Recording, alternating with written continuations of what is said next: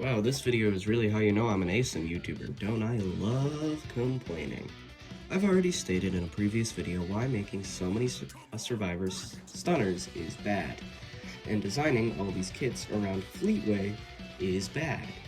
But the real problem is, Fleetway on release only has 2 paths he can go down. He's either going to die instantly to a single metal stun, or be so overpowered he wins rounds in under 2 minutes. So I'm going to be talking about a killer that hasn't even released yet, because I love complaining and I'm out of ideas. I'm the funny man, and I hope you enjoy. This is his biggest issue.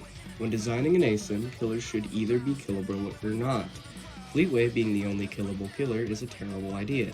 This means the cast of survivors need to be built around him, meaning their kit might not necessarily be balanced against another killer. This is most seen in characters like Silver, who easily dodge and harass the killer, but he'll suck against Fleetway since Fleetway can fly.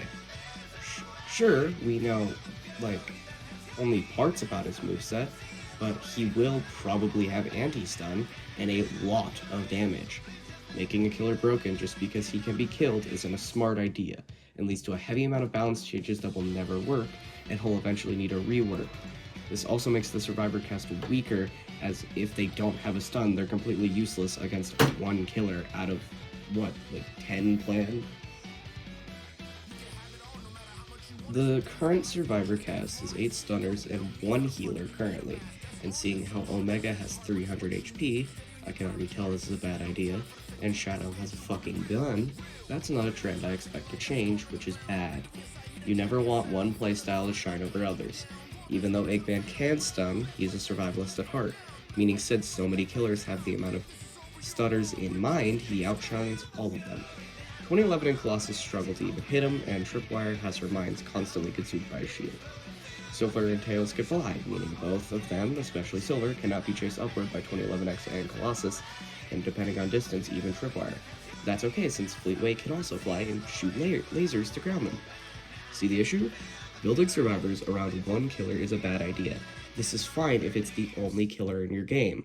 Think Friday the 13th, where it was just Jason with different abilities you could choose.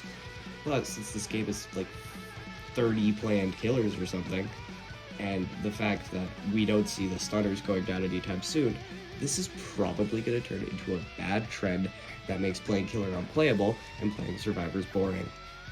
Obviously, I can't look into the future.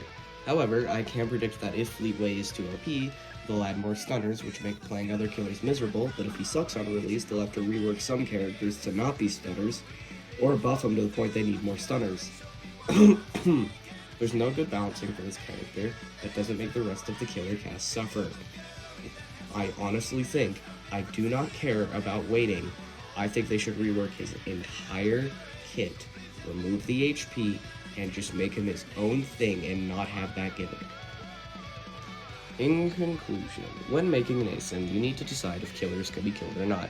HP is a very dangerous tripwire to cross with killers, and only giving it to one snips that tripwire to the point where all other killers except that yellow fuck have a terrible time. If you liked this video, please consider subscribing. At 100 subs, I'll make a Limbus Company video. Trust. Sorry this took so long.